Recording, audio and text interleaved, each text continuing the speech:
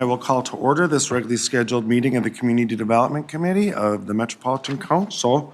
I am the committee's chair, Robert Lilligren, and joined by council members Vento, Cummings, Lindstrom, and Wolf. I believe other council members are making their way in.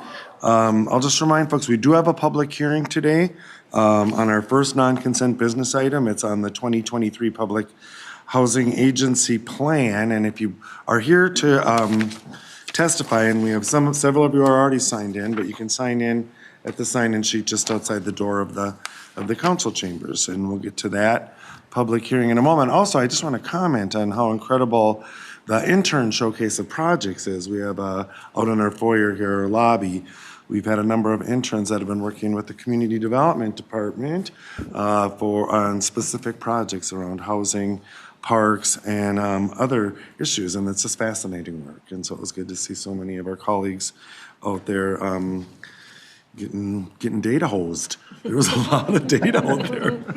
All right. Committee members, first item on our agenda is approval of the agenda. If there's no proposed changes or comments, we'll just consider it approved by consensus. The agenda is approved. The next is approval of the August 1st, 2022 Community Development Committee minutes. Is there a motion, please? Move approval. Second. Thank you. Any discussion, additions, corrections? Hearing none, all in approval, please say aye. Aye. Aye. Opposed? That carries. We will move on to our first non-consent business item. It's item 2022-224. It is the public hearing for our 2023 Public Housing Agency Plan. And we're going to have a presentation? No, we have us come. Great, cool. All right. And so the plan is available online, and are there copies even outside or parts of it, or it's a big document? It's a big document. It's all All right. So the Metropolitan Council and our Public Housing Agency is an administrator of the U.S. Department of Housing and Urban Development Housing Choice Voucher Program. The Council's Housing and Redevelopment Authority is required to prepare and submit an annual update to our Public Housing Agency Plan. This plan serves as a guide to the Metro HRA, which is Housing Redevelopment Authority programs, policies, operations, strategies for serving the needs of very low and extremely low income households. The plan is intended to be a convenient source of information for program participants, the federal government, and the general public. This 2023 plan is the subject of this hearing. So we will now convene the public hearing to take comments on the proposed 2023 Public Housing Agency Plan. I will call you up as you're on the list. Anyone who wishes will be allowed to provide comments on this item. And to accommodate all requests, we have time limits. Individuals, I have a 3-minute time limit to comment, and if you're speaking on behalf of an organization, you'll have 5 minutes. If you wish to speak at this meeting and have not yet signed in, please sign in at the registration sheet at the entrance. We'll start with the pre-registered speakers, and when you speak, please state your name, place of residence, the organization you represent, if any, and as some of our testifiers did, written statements in addition to oral comments are accepted. And you may leave a printed copy of your remarks with Michelle, our recording secretary, if you please. So at this time, I will open the public hearing, and I will invite up Reverend Nancy Nord-Bentz from Beacon Interfaith Housing, and welcome. Reverend Manson, I understand you are speaking on behalf of your organization. I am. Thank you. I don't know if you can hear me. Hello, I'm Reverend Nancy Nord-Bentz. I'm the Public Policy Manager at Beacon Interfaith Housing Collaborative. I live in New Hope. Beacon believes, as do you, that all people should be able to live in the communities that they call home. Low-income families in the suburbs, especially those at or below 30% AMI, are increasingly unable to find homes they can afford. According to the Met Council's own reports, only 163 new units were created at the 30% AMI level in the last 10 years, while more than 18,000 of such units will be necessary over the next 10 years. At this rate, the Met Council will never achieve its affordable housing goals. Moreover, the Met Council centers equity as the fundamental value in its 2040 plan and claims its leadership role in advancing equity throughout the region. But according to its published reports, the Twin Cities Metro has the largest housing disparities among the 25 most populous metro areas in the U.S. Our written comments speak to specific points in the Metro HRA plan, but Beacon's response boils down to one overarching concern. The 2023 Draft Administrative Plan will lock in the housing scarcities and disparities that currently exist because it doesn't include a clear policy from the Met Council for the strategic utilization of project-based vouchers. Project-based vouchers are the keys that unlock both housing availability and equity. Tenant-based housing choice vouchers only offer a choice for 30% AMI households to live where deeply affordable rental options already exist. Suburban families that receive a tenant-based voucher often have no choice other than to move to the central cities to find housing they can afford. Tenant-based vouchers don't create new housing availability, but project-based vouchers do. Project-based vouchers are integral to the financing that makes affordable housing possible. In order to be awarded the capital necessary to build a multi-million-dollar project, nonprofit developers must first secure a project-based voucher for each deeply affordable unit planned. Metro HRA has the largest allocation of housing choice vouchers in Minnesota, and according to HUD rules, could use up to 30% of them strategically as project-based vouchers to help meet its affordable housing goals throughout the region. Beacon Interfaith Housing Collaborative respectfully requests that the Met Council create and implement a clear project-based voucher policy to be administered by Metro HRA that, one, sets goals of making 20% of its vouchers available for project-based vouchers or project-based assistance over time, with an additional 10% set aside as per HUD policy for deeply affordable housing in low poverty communities. Two, makes Metro HRA project-based vouchers available for the creation of deeply affordable housing throughout suburban communities, whether or not those communities have their own small agencies. Three, coordinates its annual schedule for announcing and awarded project-based vouchers with Minnesota's RFP process in order to assist nonprofit developers in securing the necessary capital to build deeply affordable housing. And four, instructs Metro HRA to publish an annual report detailing its project-based voucher program goals and awards. By failing to create and implement a policy that provides a generous and reliable supply of project-based vouchers throughout the whole region, the Met Council has impeded its own affordable housing goals and created a systematic barrier to housing equity. We urge the Met Council to use its power to expedite the development of deeply affordable housing where it's most needed in the suburbs by creating a clear project-based voucher policy. Thank you. Thank you, Reverend Nordbent. And so committee members know our friends from Beacon did submit their comments in writing as well, so we'll have those in the record. And I would invite up Kathy Lamp, please. Welcome, Ms. Lamp. Thank you. Thank you very much. Yes, council members, my name is Catherine Lamp, and I'm a member of Olivet Congregational Church in St. Paul. And Olivet is a member of the Beacon Collaborative. And I'm here today to urge you to implement a coordinated policy that assures a generous and reliable supply of project-based housing vouchers every year. Nonprofit developers like Beacon Interfaith need these vouchers in order to build homes for the very poor families whose income is less than 30% of AMI, average median income. Before retirement, I worked in public health care programs and social services. I came to know and value the importance of stable housing to achieve life goals for employment, education, and health. Stable housing is a key investment strategy for our lowest income families and for children that is ultimately a cost-saving strategy for our public dollars. Stable housing is a key to stable families. I'm excited that Beacon has begun working on Gladstone Crossing, which will be a 40-unit project in Maplewood that will provide deeply supportive housing for young families. This project will not get built without project-based vouchers from you.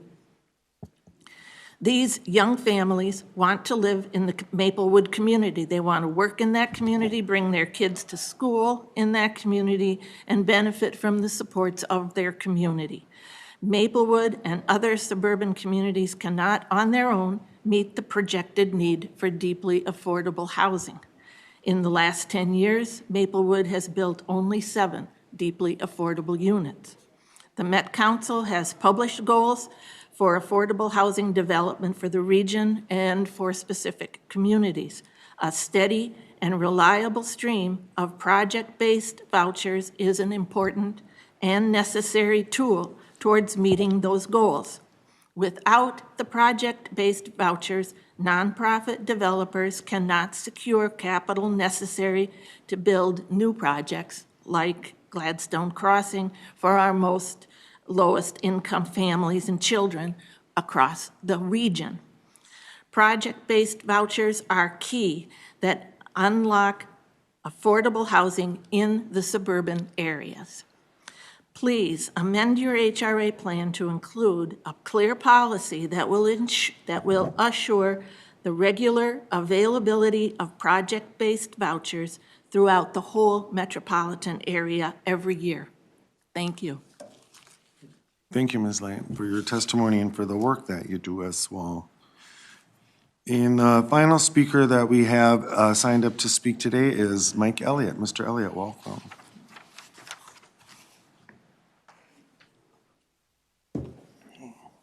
Good afternoon. Thanks a lot for letting me speak to you. I appreciate the work you guys do and any elected officials or even appointed officials. It's a lot of work. I appreciate it. So good afternoon. My name is Mike Elliott. My congregation is the Unitarian Universalist Church of Minnetonka. We're in Wayzata, and I live in Minnetonka, Minnesota. And we're a member of the Beacon Interfaith Housing Collaborative. I'm here today to speak on the Met's policy of not prioritizing awarding project-based vouchers for communities with their own housing authorities. I understand the temptation to do this, but so why would you provide vouchers to those communities that have their own housing authorities? Well, one major reason is, one of the reasons to reconsider this policy is I believe that as a regional planning body, it limits your important role in helping to create deeply affordable housing throughout the region. In my work with Hennepin County last year, one of the things they did stress was that it needs to be spread out. You can't concentrate it in the core cities like Minneapolis or any of those areas. It's important for where people live, and the 2 previous speakers kind of touched on that. Another is that our suburbs aren't able to create the deeply affordable homes they need to succeed because of the lack of resources like project-based vouchers. Small housing authorities just don't have the number of vouchers to do it on their own. So for example, the Richfield Housing Authority has a total of 232 vouchers, and if they project-based all of those that they're allowed by HUD, they could project 46 of them. Your Met Council estimates states that in the next 10 years, the city of Richfield will need 284 affordable homes at 30% AMI. On their own, the city has produced 0 affordable units at 30% AMI in the last 10 years. They need your support, so does Beacon. Now I'm working with Beacon to change that. I've been helping to create Astor Commons in Richfield, which when completed will provide 35 units affordable at 30% AMI of supportive housing to neurodivergent youth. And this is one of the priority populations identified by Hennepin County last year. The exciting thing is at our announcement of this development earlier this year, we were joined by the mayor of Richfield, the Honorable Maria Reagan Gonzalez, whose enthusiastic support along with the rest of the city council helped to see this project completed. And she brought so much enthusiasm. I mean, it was fantastic. But Beacon needs a partnership approach that leverages your resources with the local areas to make these developments possible. And with Astor Commons, we do have the local support of the community. We need your support now. The prioritization away from those communities with housing authorities hurts not only those in our region as a whole, but we're all affected by the impact falls because it falls the hardest on BIPOC families. Project-based vouchers are key to keeping families in our community, helping us live out our values, and creating a metro area that works for all of us. So what I recommend is a commitment to prioritize partnering with local housing authorities to create deeply affordable housing, even in those areas with an HRA or a CDA. And with your assistance in Plymouth, the collaboration between the local housing authority contributing 10 project-based vouchers along with Met's HRA's 10 also allowed us to create Cranberry Ridge, which created the units affordable at 30% AMI. And that place is completed now. And there's families are now living in those homes thanks to your help. And so much more is possible if you consider that model. So we hope that you can create a policy to provide project-based vouchers throughout the entire 7-county area and partner with regional HRAs and CDAs to make deeply affordable housing possible. Thank you for letting me talk. I appreciate your time. No, I appreciate you coming, Mr. Elliott. Thank Thanks you. for your comments and for your ongoing work. Affordable housing.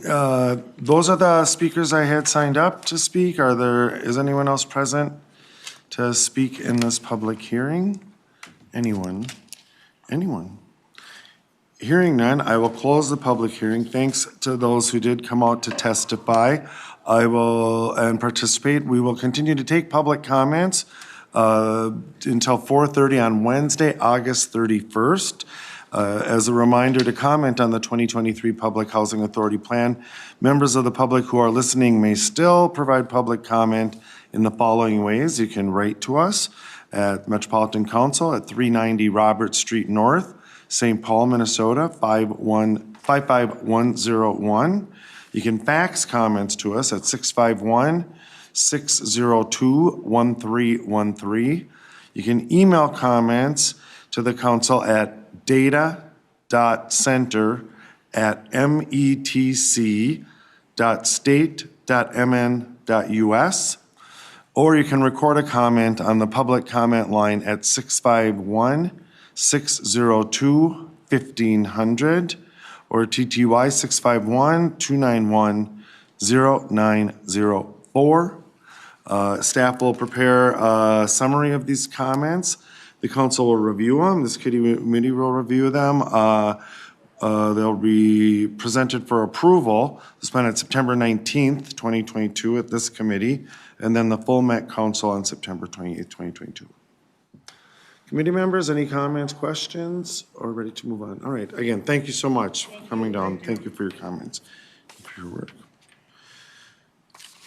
We will move on our agenda to the consent agenda. There are 4 items, parks and land use comprehensive plan and transit area comprehensive plan. Is there a motion to approve the consent agenda, please? So moved. Thank you. Is there a second? Second. Thank you, Councilmember. Any discussion? Hearing none, all in approval of the consent agenda, please say aye. Aye. Opposed? The consent agenda passes, and we'll move on to our non-consent business items, of which there are 6. And it's kind of the Raya Smiley show today to get started here. The first 4 items will be presented by Mrs. Smiley. The first is 2022-229. It's a joint committee item for the City of Bayport's 2040 Comprehensive Plan Update and Comprehensive Sewer Plan. Mrs. Smiley, welcome. I like your hair. Thank You you. changed your look. Okay. I didn't recognize you for a second. Thank you, Councilmember. Good afternoon, committee members. I'm Raya Smiley, Senior Planner and Local Planning Assistant. I'm the Sector Rep for Districts 4 and 12. And, oh yeah, it's already here. And before you, the very first item that I will be presenting is the review of the City of Bayport's 2040 Comprehensive Plan Update. Gotten used to this yet. So the map that you're seeing on your screen is the figure 1 in your staff report, which shows the location of regional components in the City of Bayport. The regional components within the city include the Middle St. Croix Valley Regional Trail Search Corridor. There are state recreational lands also in the city of Bayport. That's St. Croix Savannah Scientific and Natural Area. There are no principal arterials within the city, and there is one interceptor and one lift station within the boundary of the city.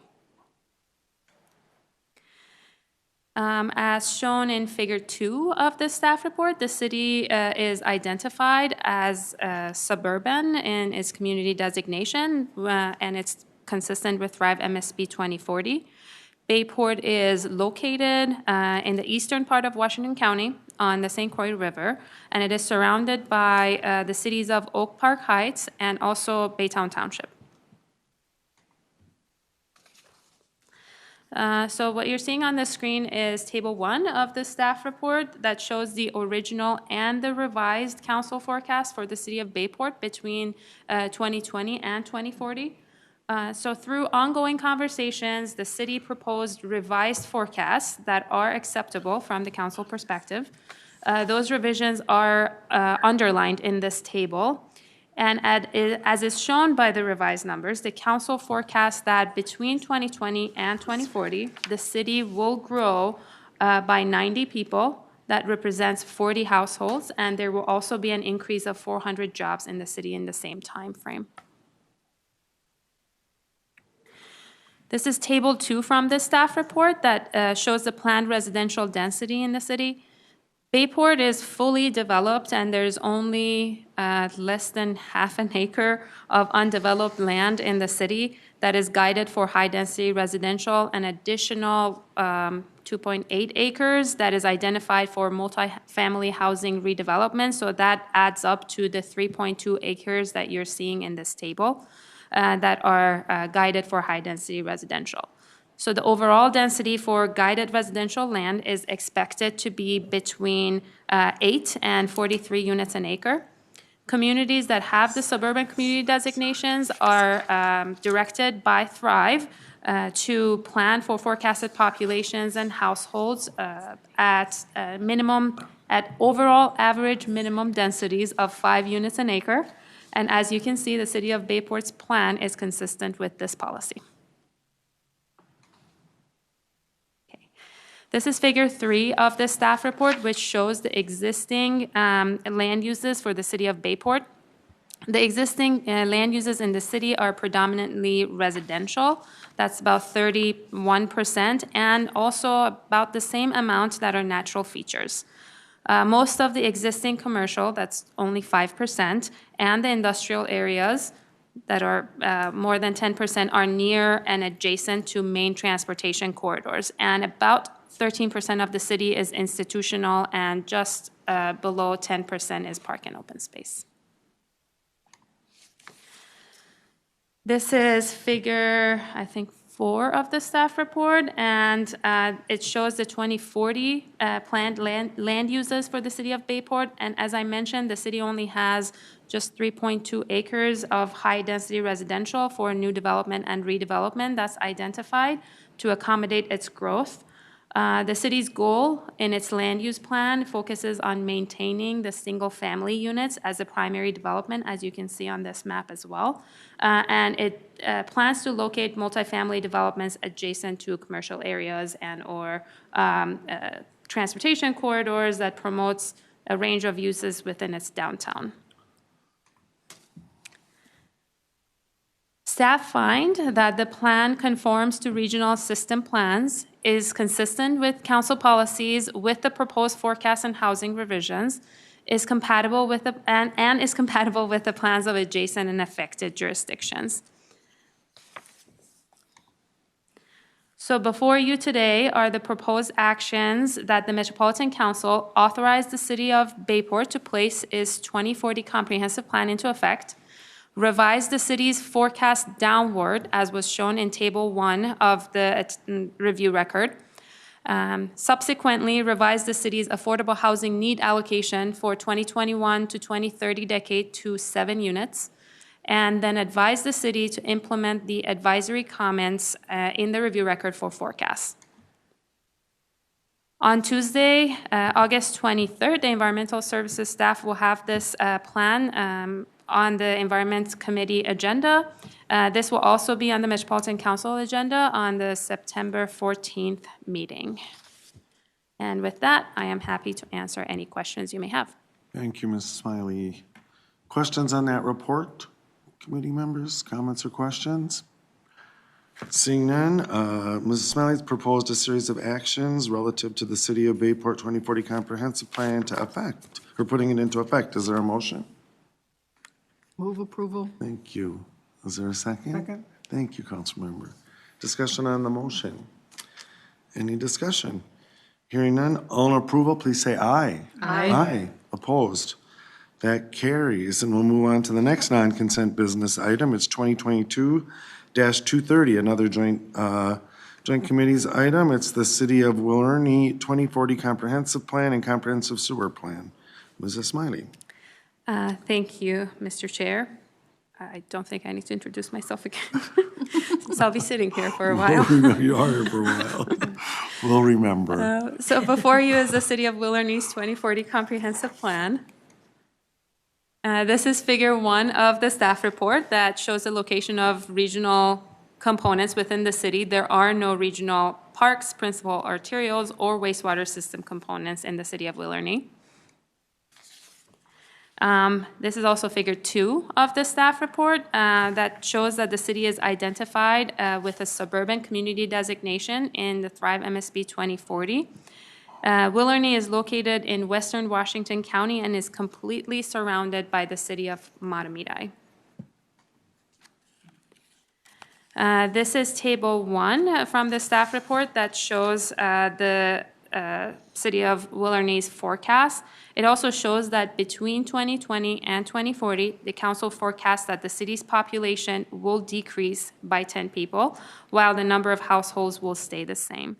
There will be no change in the number of jobs in the city in the same time frame.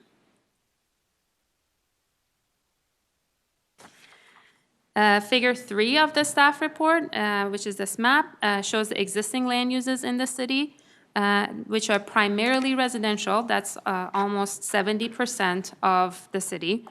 The remainder of the land is basically open water and parks. There's a small strip commercial area and about 12 acres of undeveloped land, which is mostly wetlands and steep slopes. And the city is wholly surrounded by the city of Matamidi, as I said, and shares some of the services with the city of Matamidi. This map shows the 2040 planned land uses for the city of Willerny. The undeveloped land located in the western portion of the city is within a wetland or steep slope area, as I mentioned. Due to the city ordinances that require buildable lot sizes of minimum of just below 13,000 square feet, along with setback requirements from water and steep slopes and water courses, it is unlikely that the lots in this area will ever be developed and or require any further water or sewer extensions. The limitations of available land restrict the potential for future platting of land or any new subdivisions here. As you saw in the forecast table, the city is not expected to grow, and in fact, we'll see a decline in population. And with no planned growth and no land availability, there is no expectation that the current housing mix or the density will change at all. And with no growth planned, the plan is considered consistent with Thrive MSB 2040 land use policies. So staff find that the plan conforms to the regional system plans, is consistent with council policies, and is compatible with the plans of adjacent and affected jurisdictions. With that, the proposed actions before you are that the Metropolitan Council authorize the City of Willerny to place its 2040 comprehensive plan into effect and advise the city that when available, council staff requests that the city provide to the council the date the city adopts the final local water management plan. Council staff also requests that the city provide the council with a copy of the final adopted local water management plan that will be included in the final plan document that the city adopts if it differs from the draft local water management plan previously submitted to the council and to implement the advisory comments in the review record for transportation and land use. This plan is scheduled to be on the Environment Committee's agenda on Tuesday, August 23rd as well, and on the Metropolitan Council agenda at its September 14th meeting. And with that, I am happy to answer any questions you may have. Thank you, Mrs. Smiley. Discussion on that report, Councilmember Cummings. Thank you, Mr. Chair. We don't often see reductions in population. Can you talk a little bit about how you anticipate that there might be a reduction in population? Sure, I will try, and I might need help from Angela or Lisa. In these cases, like we usually, excuse me, Mr. Chair, Councilmember Cummings. In these cases, we see a reduction usually in communities such as Willerny that are very small, usually restrained by land, have no available potential to grow outward or even inward, and have no desire or potential for redevelopment either. So in these cases, basically what happens is that, and these happen usually in suburban communities, in my experience, that there will be a change in the pattern of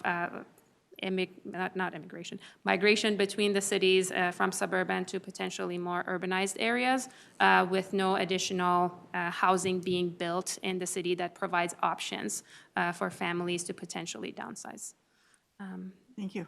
Did I get that? Thank you. Director Brajas. I would add to, thank you, Mr. Chair, that often in communities where the housing stock isn't changing, in particular like Willerny, the population is aging, and as those households age, that household size declines, to put it politely. Do I understand? Thank you. Thank you. Further discussion on that report, Councilmember Wolf. Well, I was just going to say what Director Brajas just said, but she said it more politely than I would. But also, have they ever considered becoming part of Matamidi? I mean, why are they this little tiny place that?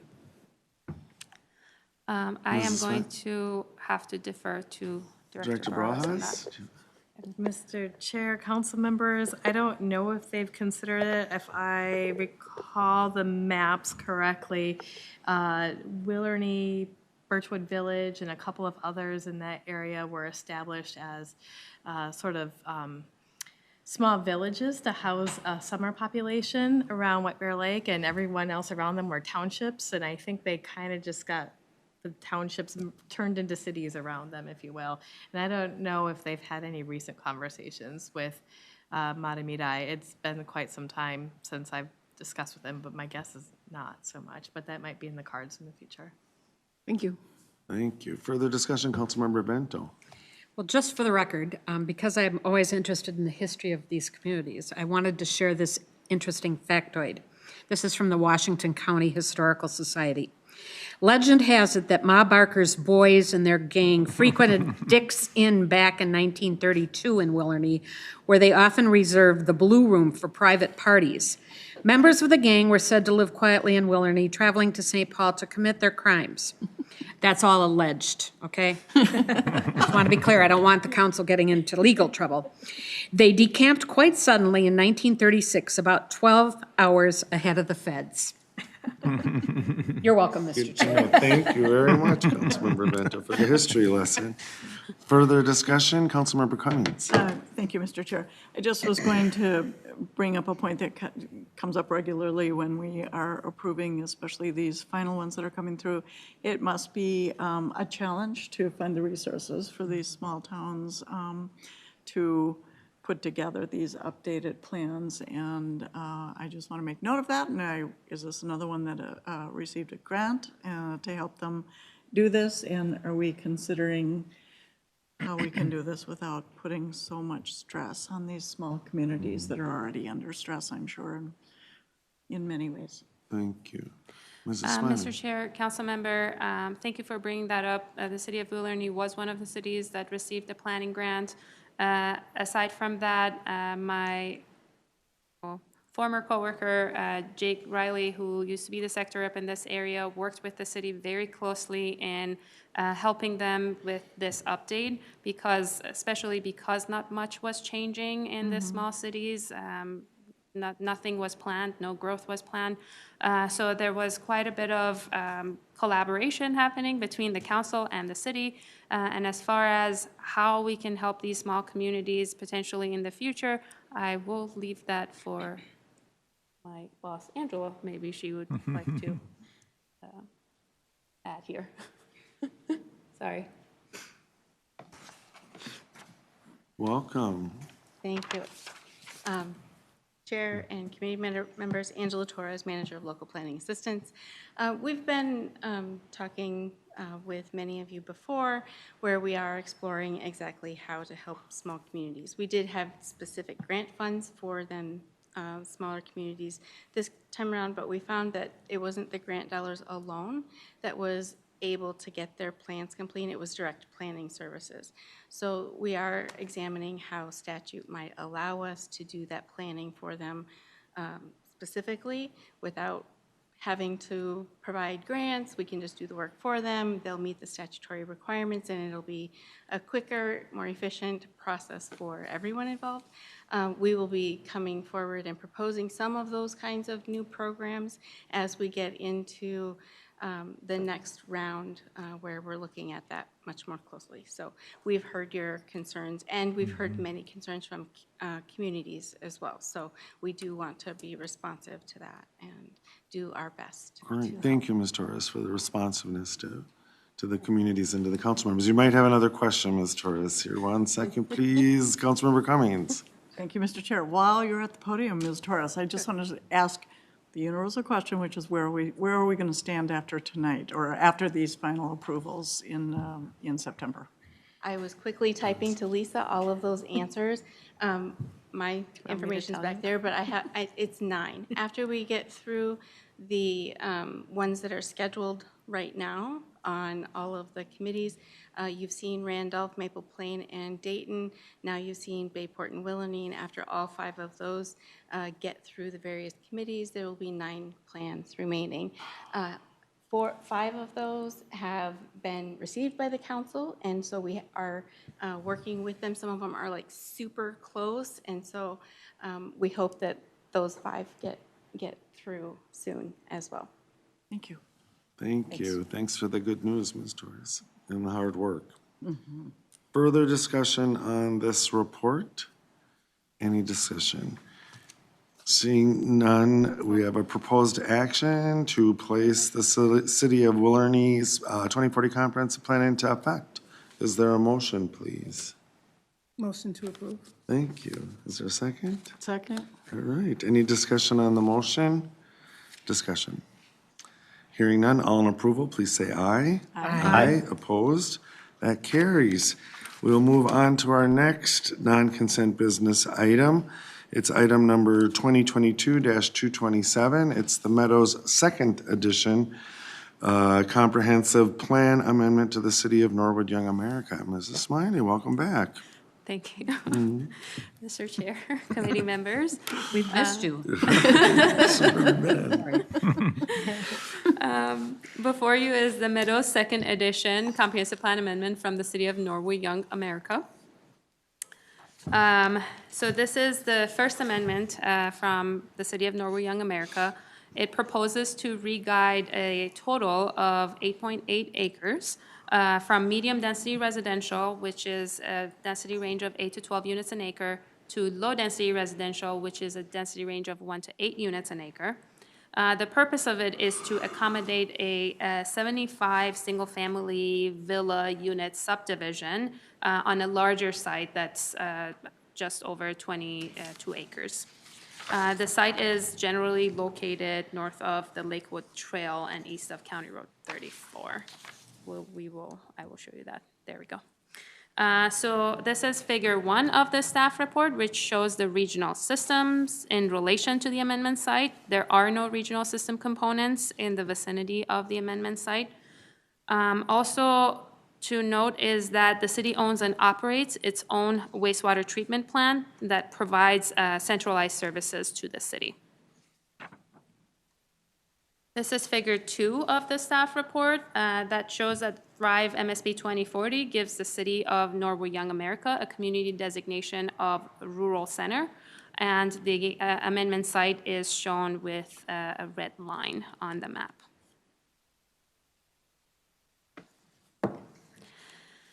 As shown in figure 3 of the staff report, the amendment site is currently guided as a medium-density residential, which, as I mentioned, has a density range of 8 to 12 units an acre. And this, again, from the same figure, shows that the amendment is proposing to change the land use guiding of the site to low-density residential, which was 1 to 8 units an acre. This is table 1 from the staff report that shows the impact that the amendment has on planned residential densities within the city of Norwood Young America. The amendment reduces the city's overall minimum density from 3 units an acre to 2.9 units an acre. As a rural center community, Thrive directs Norwood Young America to plan for minimum overall densities of 3 to 5 units an acre. So the amendment reduces the city's overall density below the council's minimum density requirements. However, the city's wastewater services, as I mentioned, are provided through a city-owned facility, and therefore, this density and land use inconsistency does not adversely impact the council's regional wastewater system. So with that, staff find that the proposed amendment conforms to regional system plans, is consistent with the housing policy plan and water resources management policy plans, policies, is consistent with council forecast, is inconsistent with regional land use policies in Thrive MSP 2040, and is compatible with the plans of adjacent and affected jurisdictions.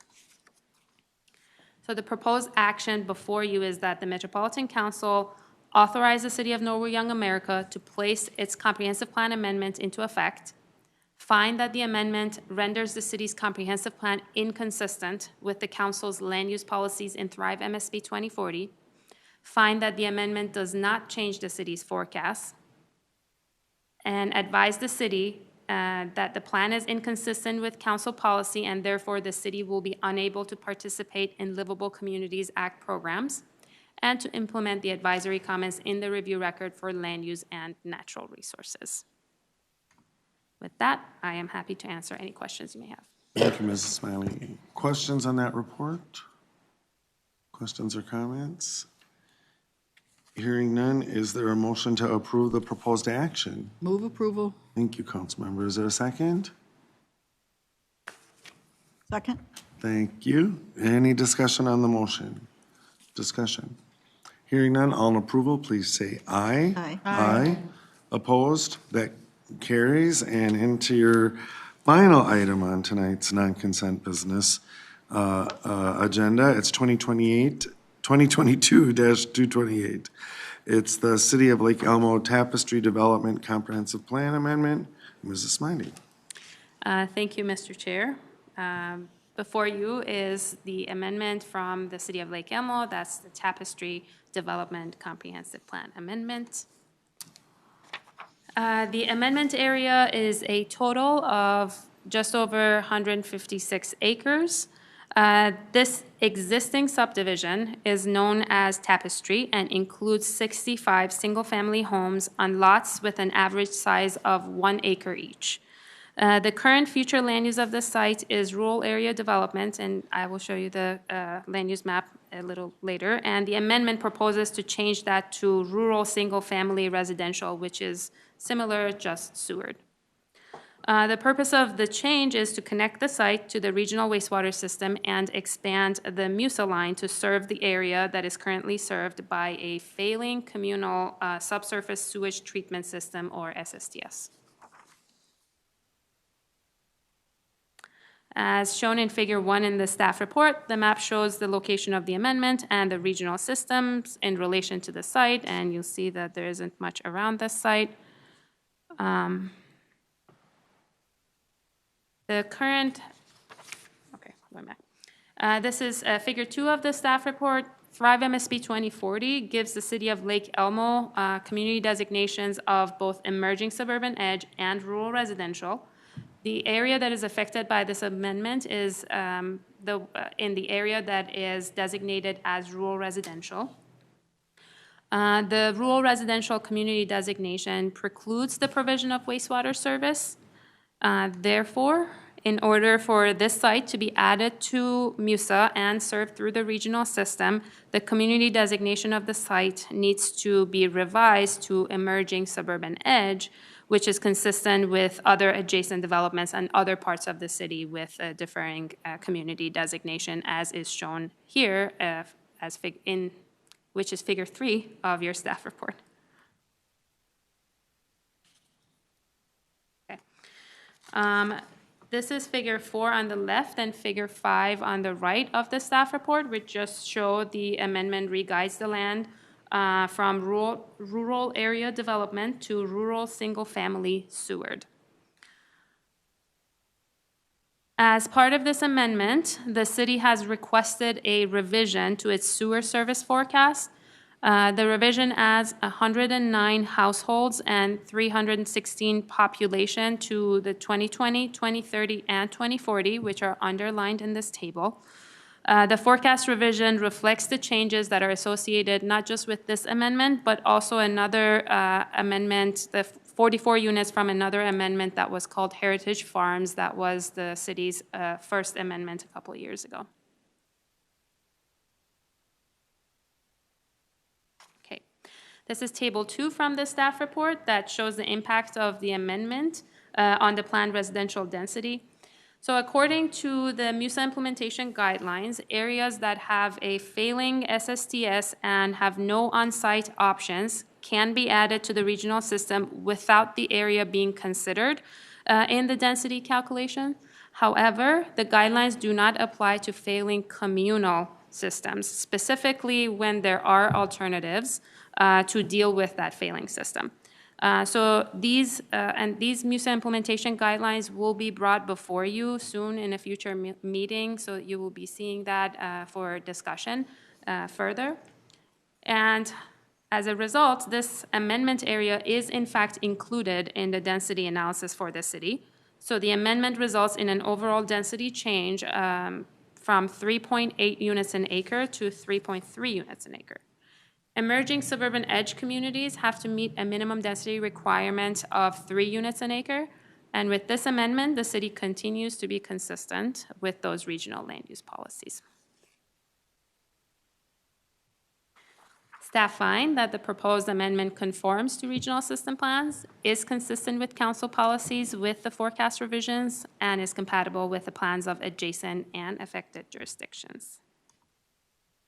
And the proposed actions before you are that the Metropolitan Council authorize the city to place its comprehensive plan amendment into effect, revise the city's sewer service forecast upward for population and households as shown in Table 1 in the review record, revise the Thrive MSP 2040 community designation for the amendment site from rural residential to emerging suburban edge, and advise the city to implement the advisory comments in the review record for forecasts. With that, I am happy to answer any questions you may have. Thank you very much for that report and for your work on this. Discussion, Councilmember Chambliss. Chair, Mrs. Smiley, thanks for that presentation. I'm curious about the failing sewage treatment system. It was probably not a surprise. I'm wondering how long they had planned to do this kind of upgrade. Just out of curiosity, how long does it take to plan that? And, what is the significance of the cost in adding the sewage service? Thank you, Mrs. Smiley. Mr. Chair, council member, I might actually, there we go. I might actually ask Kyle Colvin if you can potentially answer this question a little more appropriately than I would, because I would be completely guessing. Thank you. Welcome. Yeah. Mr. Chair, council members. For the record, my name is Kyle Colvin. I'm the manager of the Wastewater Planning and Communities Programs Group in Environmental Services. And I'm sorry I couldn't quite catch the question sitting in the back there. Could you repeat it? Sure. With the failing sewage system, obviously, there was some knowledge that they would probably need to do an upgrade at some point. I'm wondering what is the impact and, like potential costs of doing an upgrade of that nature? Yeah, Mr. Chair, council member.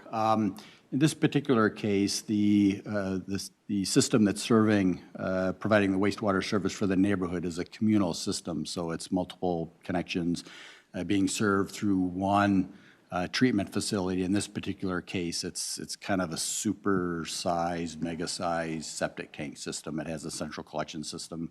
The treatment process is similar to a septic tank, and then the effluent is distributed out into a drain field for further natural breakdown of the organics and then infiltration of the soil or water back into the soil. These systems, depending on the environmental conditions, the soil types, and the geography, topography, the life cycle will be dependent on that, as well as how often and frequent they're maintained. Generally speaking, they've got a design life of about 30 years or more. But again, other factors, maintenance and the other contributing factors might require them to be upgraded more often than that. In this particular case, the cost of replacing the system was fairly significant. I don't recall exactly what the quoted price was, if it was, but I know in separate conversations I had with the city engineer, it was a few $100,000. So they felt that it was more economically feasible to connect to the system as opposed to putting another $200,000-300,000 for another 20 years. I hope that answered your question. It certainly did. Thank you. You learn something every day. Thank you, Mr. Colvin. Thank you.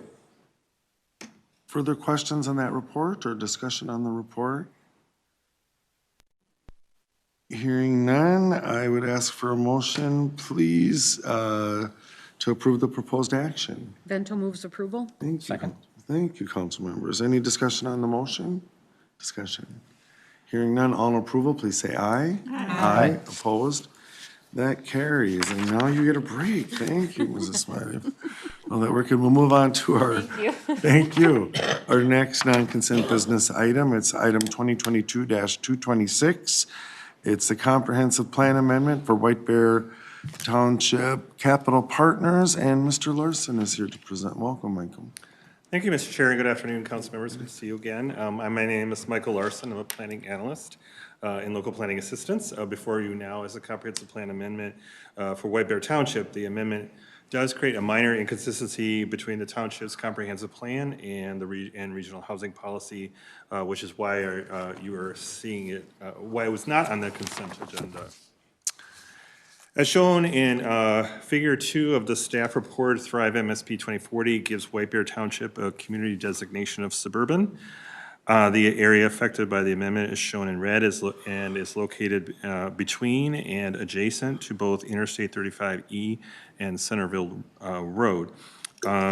Just in the interest of full disclosure, the Figure 2 in your staff report does include a minor error and it's corrected on the map that you see on the screen. Community designation for North Oaks, its neighbor to the west. The developed and sewered part of North Oaks is actually emerging suburban edge, not suburban, which is the designation for White Bear Township. As shown in Figure 1 of your staff report, this map shows regional systems in relationship to the amendment site.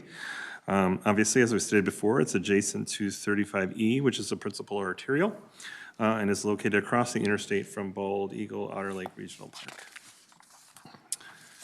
As shown in Figure 3 of your staff report and highlighted in the red box on the screen, the amendment guides 13.5 acres from designation called residential PUD to a new designation of industrial. The purpose of the amendment is to align the guiding land use with what is the current zoning of the site, and to accommodate an industrial development on a larger contiguous 53.4 acre site that includes land to the south that is currently guided as industrial. Because the amendment removes an inventory of land for residential development, staff recommended and the township agreed to a forecast adjustment that reduces the forecasted household growth and increases the forecasted employment growth. This adjustment resulted in a decrease of the township's allocation of affordable housing need for the current decade from 55 to 37 affordable units. Having said that, the amendment removes all land identified by the township's comprehensive plan to accommodate housing at densities that would be sufficient to support that affordable housing need, which is, as you probably know, is 8+ units an acre. The remainder of land available for development in the township is largely small infill sites that are guided at a minimum of 3 units an acre, so not sufficient to meet the potential for affordable housing. The township is a participant in the Livable Communities Program. They understand that this will make the community ineligible for grants at this time. However, they have expressed a willingness to consider other sites in the future for potential higher density housing, but they have not done so at this time. When the township's plan was authorized by the council on March 25th, 2020, the council did find that the plan was otherwise consistent with all other aspects of council housing policy, which, as you know, includes various implementation tools for the township to consider. So, on the next slide here, the proposed forecast revisions are shown here. And in Table 1 of your staff report, the revisions consider the census figures for the township as well as the change in land use policy for the amendment site. The adjustment reduces the household forecast by 100. It increases the employment forecast by 100 as well. And again, because of the increment of forecasted growth between 2020 and 2030 changes from 150 to 100, the allocation of affordable housing need also decreases from 55 to 37 units. So the findings for you from staff for you today are that the proposed amendment conforms to the regional system plans, is consistent with Thrive MSP 2040 and water resource management policies. However, it is consistent with the forecast with the proposed changes. However, it is inconsistent with the housing policy plan, as I mentioned, for land supply, and is compatible with the plans of adjacent and affected jurisdictions. The proposed action for you today is to authorize the township to place its comprehensive plan amendment into effect to revise the township's forecasts in 2030 and 2040 as shown in tables 1 and 2 of the review record, to revise the township's affordable housing need allocation for 2021 to 2030 to 37 units, and find that the amendment renders the township's comprehensive plan inconsistent with council housing policy and therefore that the township will be ineligible to receive grants from the Livable Communities Act programs. And 5, advise the township in two things: to explore opportunities for higher density and mixed-use residential development to increase housing affordability and choice, and B, that to be consistent, again, with council housing policy and to be eligible for Livable Communities grant programs, the township needs to identify an inventory of land guided with sufficient minimum densities, and that is 8 units, 8 or more units per acre, to support the township's revised allocation of 37 units for the 2021 to 2030 decade. So, Mr. Chair, that concludes my presentation. Thank you, Mr. Larson. Any discussion on this report? Questions? Councilmember Chambliss. Yeah, I'm not sure if this was mentioned, but was this area ever eligible to meet the requirements to get funds for our Livable Communities grants? Yes, Mr. Chair, Councilmember Chambliss, this particular inventory of land provided sufficient capacity at 8 or more units an acre, and they are also they are currently a participant in the Livable community with a negotiated affordable housing and life cycle housing goal So they are otherwise eligible for grants once they identify any future sites that they would then need to re-guide to support the density, projects at that density level. Councilmember Chambliss.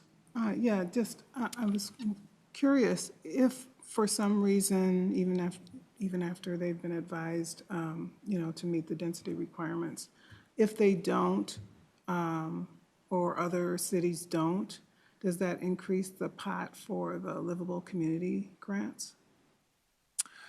Well, Mr. Larson. Chair, Director Barajas, maybe perhaps you'd like to take that question? Yeah. Councilmember Chambliss, it doesn't increase the size of the funding available, but it does reduce competition in any particular year. If the township were considering to submit a grant, they wouldn't be eligible to draw down on any potential awards if they were awarded at that time. So it's sort of nuanced. It's not black and white. The amount of money is the amount of money that you, in any given budget year, decide to put into the pot. But the competition may be reduced by self-selecting from the township's perspective, needing to rectify this issue first before bringing in or submitting an application for future grant awards. They could submit an application, just wouldn't be able to draw down funds from it. Thank you. Further discussion, Councilmember Bento. I just want to make a point about the location of this particular property. It's on Centerville Road, and for those who aren't familiar with Centerville Road, it starts down in Vadnais Heights, and it goes beyond the city of Centerville. So it's a lengthy road, and in this portion of White Bear Township, there's a considerable amount of industrial and commercial businesses. There is housing in that area, but there are also a lot of businesses. So it's not unusual for this kind of property to be one where a township might want to do this. And for those who maybe forgot the original comp plan approval, White Bear Township is remarkable. They've got several different parcels of sections of land. They are not contiguous. And how those township board members and their administrator, their supervisor handle all this, I think is a miracle. I'm always confused as to whether or not I'm in Gem Lake or White Bear Township or where I am. So I drop crumbs, but. Thank you, Councilmember. Further discussion on this report? Councilmember Wolf. Thank you, Mr. Chair. I would just comment that if they did find a parcel that they wanted to develop for multifamily housing and get a grant, they could adjust everything and apply for the grant. So they're not really out anything. Right. I mean, to not be eligible when you're not planning any multifamily housing really isn't an issue. Yep. Thank you. Thank you. May I add? Yeah, please, Director Barajas. I would just add, Mr. Chair, to your point, Councilmember Wolf, is that White Bear Township in the past had applied for tax-based revitalization account for industrial redevelopment. So there are some limitations for them even without planning for housing, particularly in areas that might need some contamination cleanup. So that's their one holdout. They'd still need to do it even if they were doing industrial cleanup. Great, thank you. Further discussion? Hearing none, Mr. Larson has proposed a series of actions to authorize the Township of White Bear Lake to place its comprehensive plan amendment into effect. Is there a motion? Bento moves approval. Thank you. Second. Thank you, council members. Any discussion on the motion? Hearing none, all in approval, please say aye. Aye. Opposed? That carries. Thank you, Mr. Larson. And we'll move on to our final non-consent business item. And our final item for this evening, it's item 2022-231. It's a project scope amendment for Falwell Yards tax-based revitalization account cleanup grant. And Samuel Johnson is here to present. Welcome, Mr. Johnson.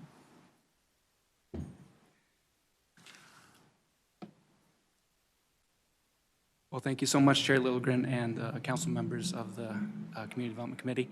My name is Sam Johnson. I'm a Senior Grants Administrator here at the Met Council, and I'm going to introduce to you an action to approve the project change as detailed in the business item and this presentation for the Farwell Yards grant that was awarded to the City of St. Paul just this past January.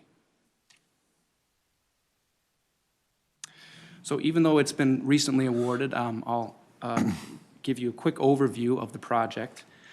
This is a property that's just across the river in St. Paul here, just next to Raspberry Island Park, and it had a long history of multiple uses since it had been first developed. It was used for equipment and maintenance storage. It was used as a paint and varnish business. More recently, the site was used for auto maintenance, lease storage, and for a solid waste transfer site. Currently, there is a 6-story warehouse that is partially occupied by art studios, and other buildings on the site are vacant and are scheduled to be demolished to make way for new development that you're seeing on the slide here. The City of St. Paul applied for a TBRA grant on behalf of the site's developer, who proposed renovating the warehouse and also building a 210-unit apartment building.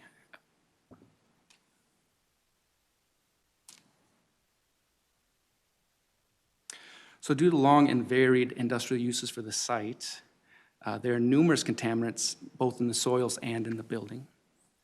City of St. Paul provided evidence of need for several cleanup activities that are eligible for TBRA grant program criteria, including asbestos abatement, soil remediation, removal of pollutants such as vats of paint, varnish, and other storage tanks on the site.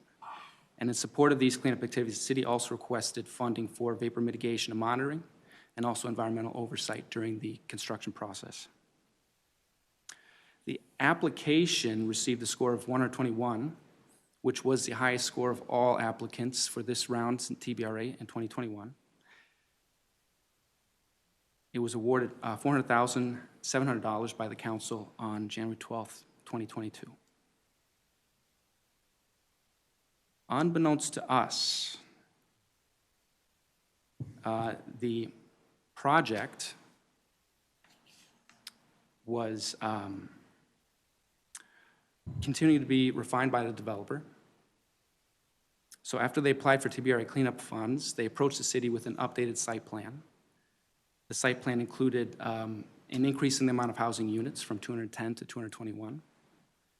It also included moving affordable units into a 63-unit affordable housing project, which is on an adjacent parcel, but is outside of the boundaries of the site that they had proposed to us in their application. Finally, the developer is applying for the site to become a tax increment financing district in the city of St. Paul. And that TIF district designation is going before the city in just a couple of weeks on September 14th. So as a result, the city approached us with these changes because it does change the summary of the project that we include in the grant agreement, and asked for advice on the way to move forward, and we recommended reviewing the project through our amendment process.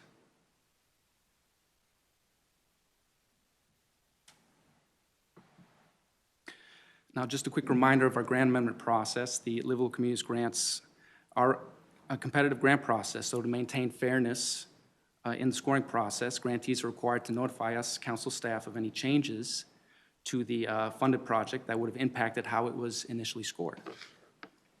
Project changes reviewed against amendment guidelines that you had established in the Community Development Committee back in 2012 and 2014. And if they're deemed significant by those guidelines, council staff rescore the project and bring it to you for recommendation. So when council staff recorded this project, the score decreased slightly from 121 to 116. It would still have been the top scoring project for the fall of 2021 with this new score. The only reason it scored a little bit lower is because with this application for TIF district financing, their anticipated increase in net tax capacity for the site decreased a little bit from $953,000 to $809,000 basically. Now, even though there was an elimination of affordable housing units within the site as they had given it to us originally in the application, that affordable housing didn't affect the score in the first place. It was only 10% of the total units of the apartments, and TBRA has a requirement of at least 20% affordable units in order to be considered for scoring through their application process. So even though they didn't receive any benefit in their scoring because of because of these affordable housing units. We do have a requirement that any reduction in affordable housing on a site is considered significant change, and we have to bring it before you to approve. So with that, Mr. Chair and council members, the proposed action before you is to approve amending the Farwell Yards TBRA grant award project as detailed in this report and my summary to you all. Thank you for your consideration. Thank you, Mr. Johnson. I have a question to start, if I may, please. And Mr. Johnson, you referenced that affordable housing units were removed from this site or shifted from this site into an adjacent site. Is that site controlled by the same developer, the adjacent site? It is, and the first question that St. Paul asked us is if we would consider expanding the site in order to consider those 63 affordable units as a part of this award. And we recommended because of the timeline of that development, and also because they were looking at perhaps coming to us to apply for other funds for that development, that it would be better just to consider the site as it had been originally proposed. Okay, thank you. And do you happen to know if the entire site or the two sites combined are included in the tax increment financing application before the city of St. Paul? That's my understanding. Their staff had informed us that they would be considered as one district. Cool, thanks. Thank you. Further discussion on the report? Yeah, Councilmember Bento. This doesn't deal with the recommendations. I fully support the recommendation, but just an observation about the asbestos abatement, the soil remediation, the pollutants removal, and the vapor mitigation and monitoring. I would hope at some point in our region and state and country, we would get, we would have industries that took responsibility for their own garbage. I'm kind of tired of taxpayers having to clean up after them. Just had to say that.